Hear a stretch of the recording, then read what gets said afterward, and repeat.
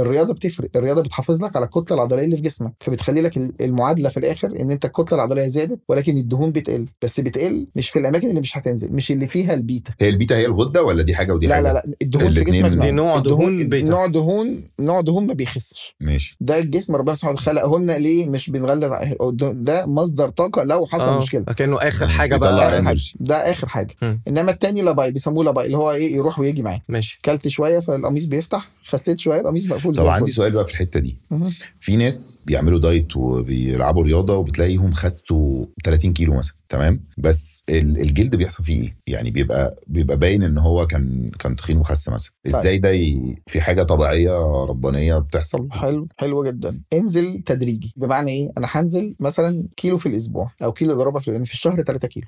الصغير في الكتير 3 كيلو في 12، يعني انا في سنه نزلت 36 كيلو، ده رقم. انما ما تفرحش قوي ان انت نزلت في شهرين 15 كيلو. قصدك انت تنظم النزول بتاع. وعشان كده حلاوه ان انت تبقى مع دكتور علشان هو يبقى متابع معاك، ان انت تبقى بتنزل تدريجي، ما تبقاش لو طبعا انك تتابع. ده يقوم لامم الجلد معاه لان هو ما خدوش، صح؟ ما خدوش، دي نقطه. والنقطه الثانيه برضو، انت عارف المرحله لازم تقول للمريض وقف فيها حتى لو في سنه دهون زياده، دي لازم.